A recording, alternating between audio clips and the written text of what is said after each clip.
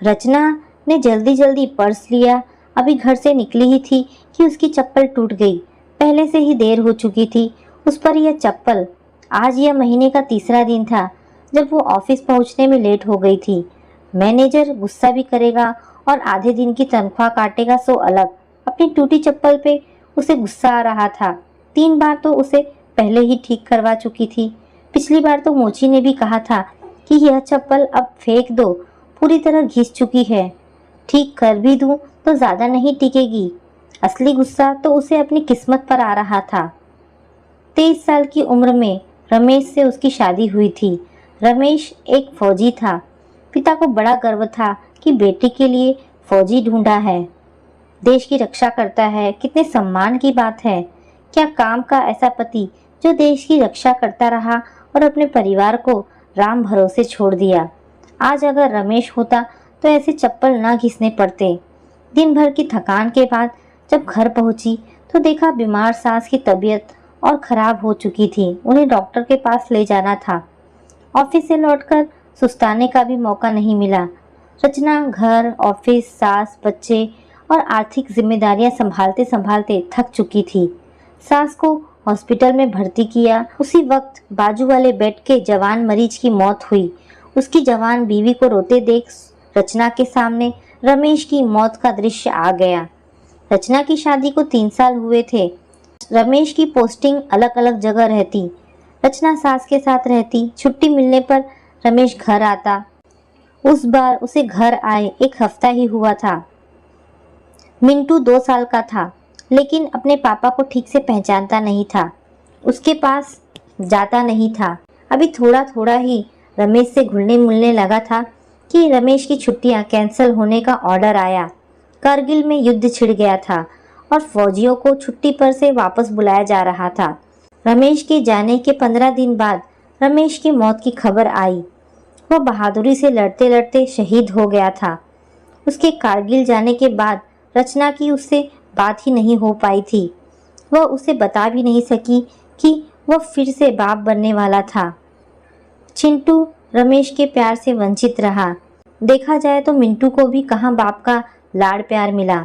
बेचारा पिता से पहचान हुई थी कि रमेश को जाना पड़ा। रमेश बहुत बहादुरी से लड़ा था।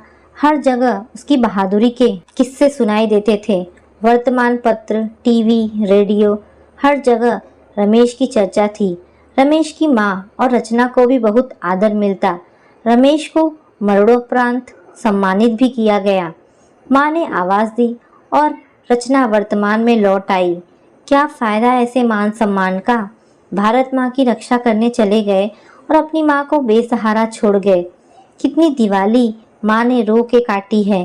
कितने करवा चौथ पर मेरा मन रोया है। देश के बच्चों का सुरक्षित भविष्य देने के लिए कुर्बान हो गए और खुद के बच्चे बाप की सूरत भी ना देख पाए। उनके भविष्य का कोई विचार नहीं किया। लाखों माँ, लाखों पत्नी, सैकड़ों बच्चे, सबके बारे में सोचा। खुद की माँ, पत्नी और बच्चों का क्या होगा यह कभी नहीं सोचा। आदमी का सबसे पहला फर्ज उसके खुद के परिवार के प्रति होता है। जानवर भी अपने परिवार को पालता है। अपने परिवार के प्रति एक भी फर्ज निभाए बगैर बस देश के लाखों परिवार को सुरक्षित करने निकल पड़े। रचना सोचती रही। सरकार से जो आर्थिक मदद मिल रही थी वह घर का खर्च, माँ जी की दवाई, दोनों बच्चों की पढ़ाई सबके लिए काफ़ी नहीं थी। रचना अपने बच्चों को अच्छी शिक्षा देकर अच्छी नौकरी करवाना चाहती थी ताकि जब वह बूढ़ी हो तो उसका बेटा उसका सहारा बने। उसकी बहू अपने पति के साथ सारे त्योहार मनाए। उसके पोते अपने पिता के साथ खेले, उनसे जीवन का मार्गदर्शन पाए। जीवन की जिम्मेदारियों को अकेले ढोते ढोते जब रचना थक जाती तो अपने पिता से शिकायत करती, क्यों करवाई मेरी शादी फौजी से, कहीं और होती तो खुश होती। अरे तेरा पति देश के लिए कुर्बान हुआ है, तुझे उस पर गर्व होना चाहिए। उसने अपने जीवन को सार्थक कर दिया। उसके पिता उसे समझाते। सोहन रात को हॉस्पिटल आया अपनी दादी के पास रुकने ताकि उसकी माँ घर जाकर रात को अच्छी नींद ले तो सुबह ऑफिस समय से पहुंच सके। रचना को हॉस्पिटल से निकलते निकलते 9:30 बज गए। हॉस्पिटल शहर से थोड़ी दूरी पर था। पर जाने वाली सड़क सुमस थी। रचना ने देखा एक 17-18 साल की लड़की भी राह पर चल रही थी। रचना तेजी से चली और उसके साथ हो गई और बोली, ए लड़की, ऐसी सड़क पे इस समय घर से बाहर क्यों निकली? कुछ ऊंच नीच हो जाएगा तो सरकार को दोष देगी, कानून व्यवस्था पर उंगली उठाओगी, पर अपनी सुरक्षा खुद करने की नहीं सोचोगी। मेरे पिताजी की तबीयत अचानक खराब हो गई, उन्हें हॉस्पिटल में भर्ती कराने ले आई थी। मेरे घर में मैं और मेरे पापा ही हैं। इस शहर में किसी को जानते नहीं हैं, क्योंकि यहाँ थोड़े दिनों पहले रहने आए हैं। पापा को भर्ती किया, फिर घर जाकर उनके लिए खाना बनाकर ले आई। अब उन्हें खिलाकर वापस घर लौट रही हूँ। अचानक सामने से मोटरसाइकिल की तेज रोशनी दोनों की आंखों पर पड़ी। तेजी से मोटरसाइकिल उनके पास आकर खड़ी रही और बाइक सवार लड़की को छेड़ने लगे। रचना उन्हें रोकने के लिए आगे बढ़ी। उसमें से एक ने रचना को जोर से धक्का दिया और जमीन पर गिरा दिया। दूसरे ने लड़की का हाथ पकड़ा और उसे खींचने लगा।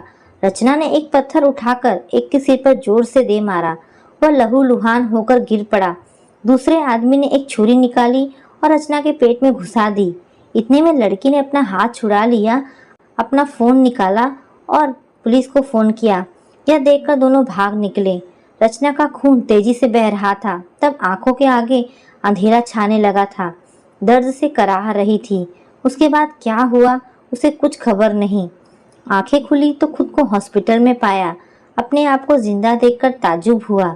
डॉक्टर ने बताया कि उसके नसीब अच्छे थे कि हॉस्पिटल पास ही था, तो उसे तुरंत मेडिकल एड मिल गई, नहीं तो उसके बचने की उम्मीद बहुत कम थी। थोड़ी देर बाद वह लड़की जिसको रचना ने बचाया था उसे मिलने आई। उसको धन्यवाद कहने लगी। रचना को अपने पिता के शब्द याद आ गए। रमेश ने अपना जीवन सार्थक किया है। उस लड़की को एक खरोच भी नहीं आई थी। उसे देख रचना को भी लगा कि उसने भी अपना जीवन सार्थक कर दिया है। बहुत ही अद्भुत एहसास था। उस एहसास को शब्द देना मुश्किल था। दिल में सुकून और मन में तृप्ति थी। रमेश से अब कोई शिकवे नहीं रहे। जब वह लड़ रही थी तब उसने नहीं सोचा कि उसकी बूढ़ी बीमार सास उसके सहारे है। उसने नहीं सोचा कि उसके बिन बाप के बच्चे माँ को भी खो देंगे। उसे अब महसूस हुआ कि एक लड़की को अगर बचा के उसे इतना सुकून मिल रहा है तो रमेश ने तो सैकड़ों लोगों के लिए जान बिछा दी थी। पापा सही कहते थे। रमेश ने अपना जीवन सार्थक कर दिया। अपने परिवार के बारे में तो हर कोई सोचता है, लेकिन उससे ऊपर उठकर आप किसी के बारे में सोचो तो वह इंसानियत है। वरना अपने परिवार का ख्याल तो जानवर भी रखता है। श्रेष्ठ मानवता उसे कहते हैं जब आप किसी ऐसे व्यक्ति के लिए कुछ करते हो जिसे आप पहचानते भी नहीं, कभी देखा भी नहीं। एक फौजी श्रेष्ठ मानवता का उत्तम उदाहरण है। रचना को आज अपने पति पर दिल से गर्व हुआ। उसने तय कर लिया कि उसके दोनों संतान भी फौज में जाएगी। तो दोस्तों, ये प्यारी सी कहानी आपको कैसी लगी? अगर आपको कहानी पसंद आई हो तो प्लीज़ इसे लाइक एंड शेयर करें। धन्यवाद दोस्तों।